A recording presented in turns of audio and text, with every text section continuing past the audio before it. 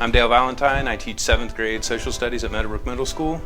For our election process, we started out by comparing ancient Athens, ancient Greece, the democracy they created, and comparing and contrasting that with the democracy in the United States today. And students use a Venn diagram app to create, a compare and contrast of the two. And that led us into our mock election, which we've been using Google Drive, Google Forms actually.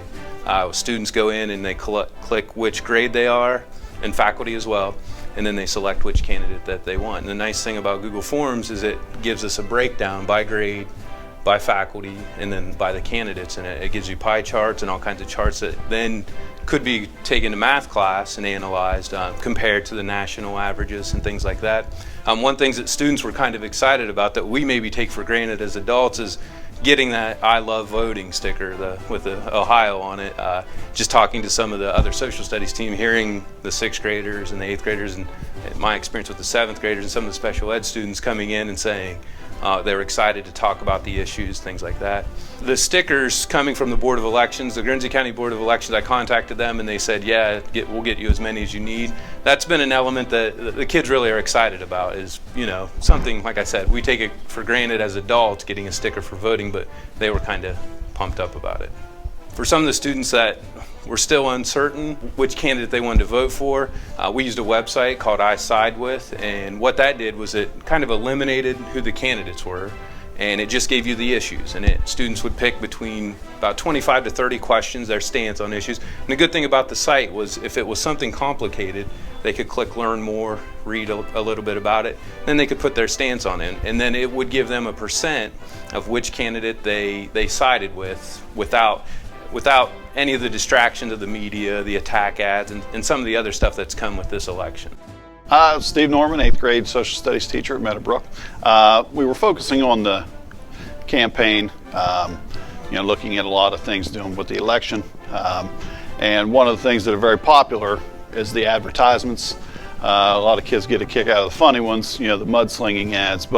So what we tried to do was focus on some positive ads that would put their candidate in the best light. So they simply had to find a video, 5 of them in fact, and then just work on their uploading skills to upload them to notes on their iPad, and they had to come up and show which one they thought was the best, why they chose that. So it was just a chance to, instead of focusing on all the negativity, focus on something that was positive.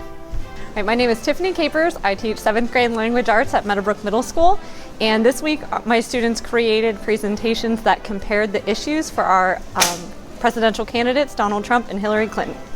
They used an app called FunCam to make filters of their faces that showed them as either Donald or Hillary, and then they presented a certain issue, whether it be the economy, immigration, jobs, healthcare.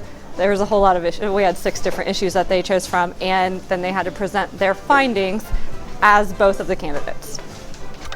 All right, ladies and gentlemen, after extensive research being done in multiple classrooms, we had 448 votes in the 2016 mock presidential election, and the overwhelming winner of the election process at Meadowbrook Middle School, with a percentage of 67.2%.